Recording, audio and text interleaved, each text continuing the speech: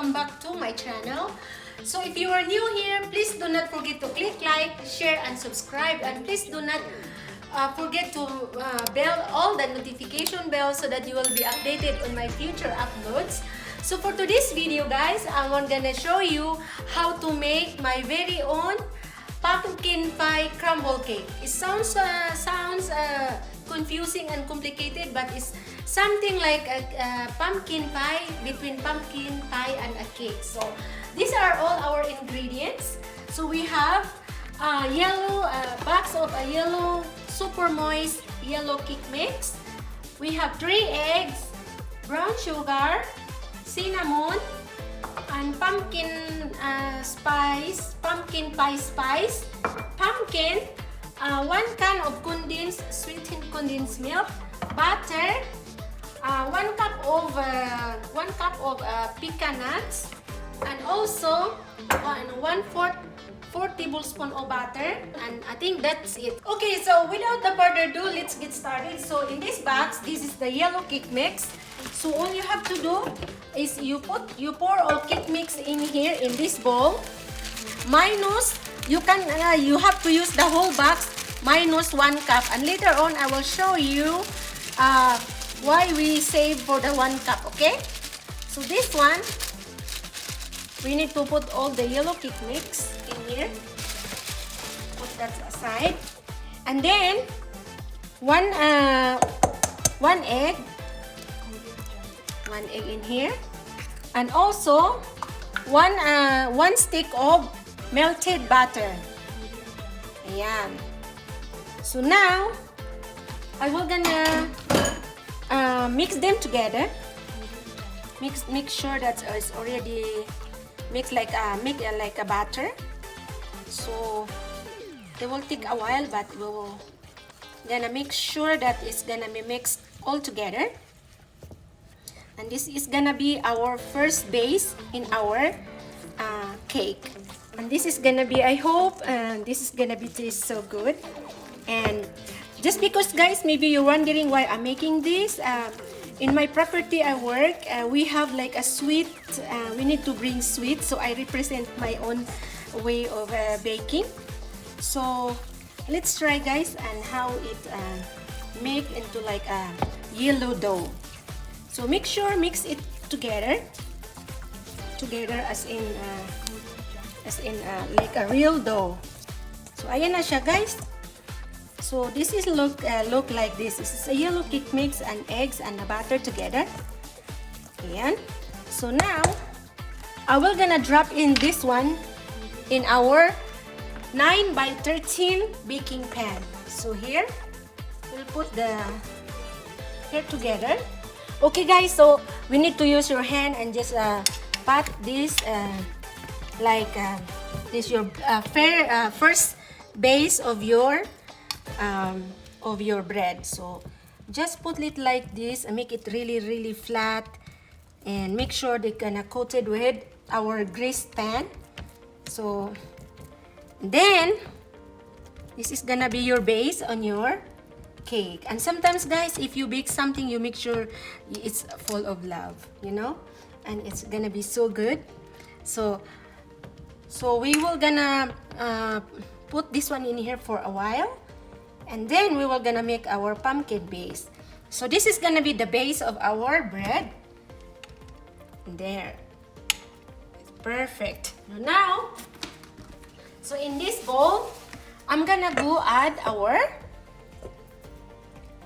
pumpkin. Just one moment, I can open this. Our pumpkin here, we're gonna add our pumpkin. Our 1 can of pumpkin in here. 1 can of pumpkin. Taginutin talaga natin, guys, yung we need to make sure there none in the inside. Perfect. And then 1 can of condensed milk. 1 can of condensed milk, sweet condensed milk.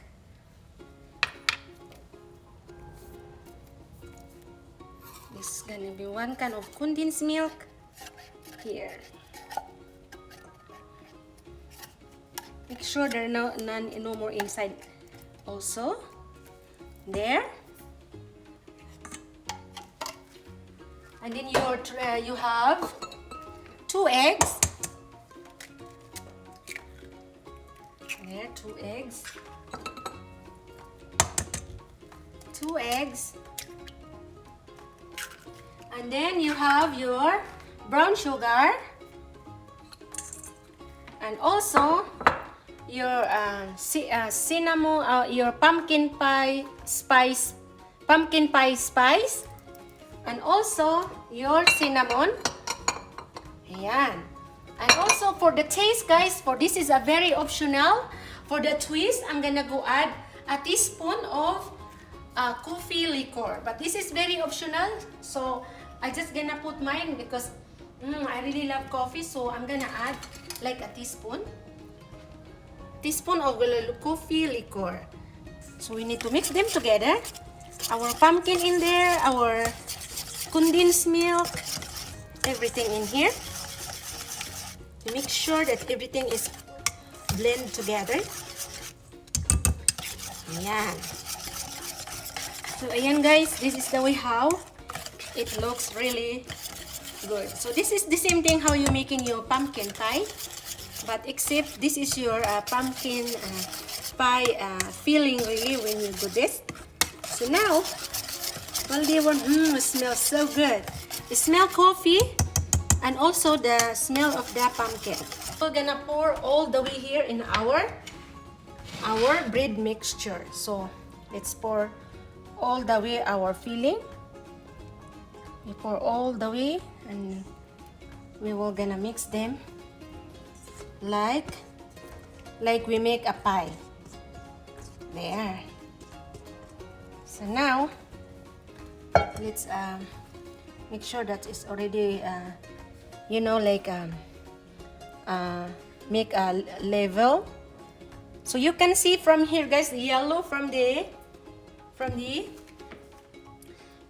yellow cake mix and orange from the pie filling. So now mix them together a little bit. Okay guys, let's continue the cooking. So we already done our second base of our pumpkin pie crumble cake. So in this bowl, I'm gonna go mix our crumble cake. So make our crumble topping on top. So the leftover 1 cup of the yellow cake mix, so I have to put it in here. There. And then 1 cup of pecan nuts. You can use any kinds of nuts. I'm using pecans on this recipe. So pecan nuts. And also the 4 tablespoons of butter. Yan. So we just mix them together. Mix them together like to put it on top of our cake. So just mix to make a crumble in our top of our cake. So I just want to make sure that mix all the bread together or the nuts together.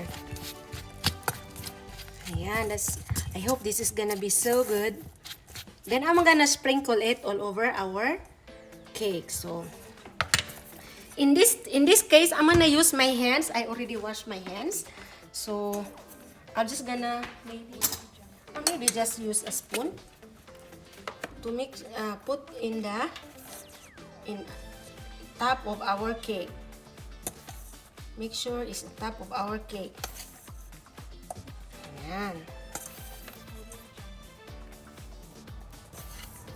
Top of the crumble. They call it a crumble pie, pumpkin pie crumble cake.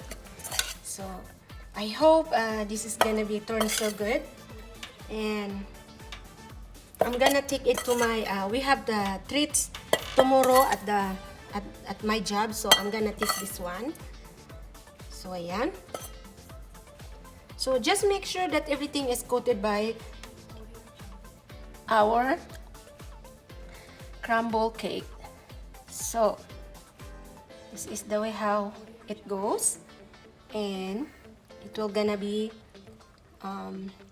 I just want to make sure that everything is have nuts. So yan. So now this is gonna be goes into the oven for 350 degrees for 50 minutes. So let's goes to the oven for 50 minutes.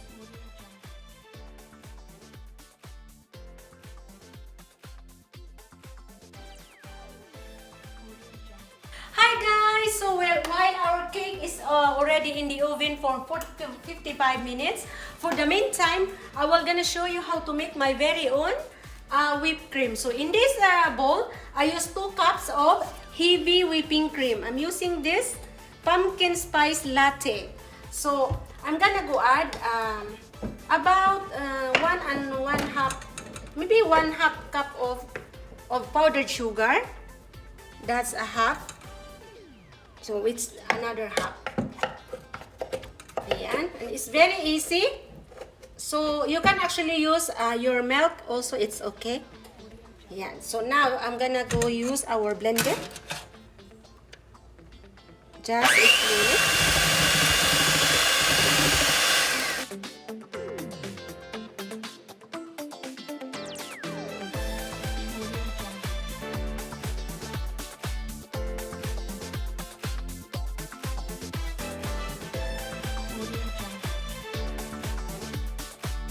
Ayan guys, I'm gonna continue doing this and I hope to catch you a little bit later, okay? Thank you! Hi guys! So our cake is already cooked. Oh my god, would you look at that? Smells so good! So you can see guys from the layer from the base and our cake and also the crumble nuts on top. So let's get it cooled down first and then we're gonna put it in the platter. So we'll catch you later.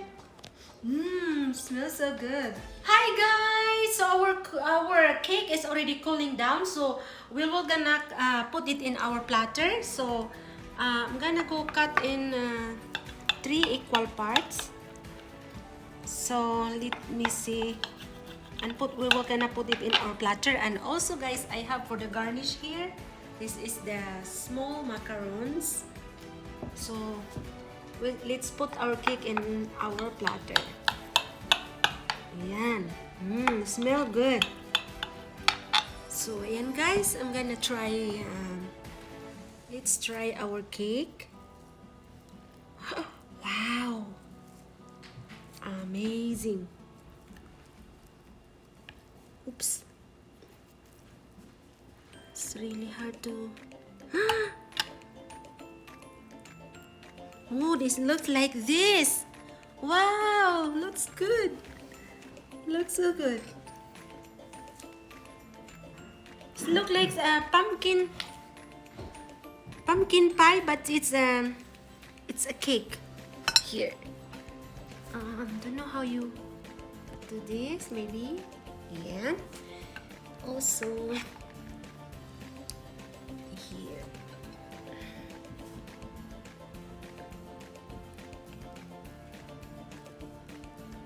Oh my god, looks so good and it smells good.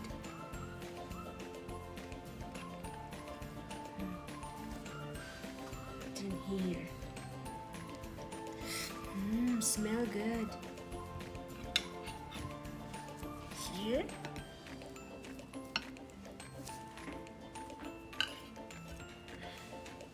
This is actually a lot for 1 box.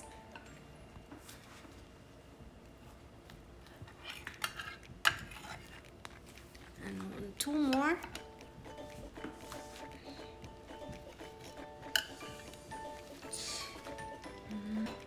We were gonna put something in between. We were gonna put this decorations. So I'm gonna put just right on the corner. Every corner we need to put the macarons. This is just only optional, only for just decorations. So one corner here, and here.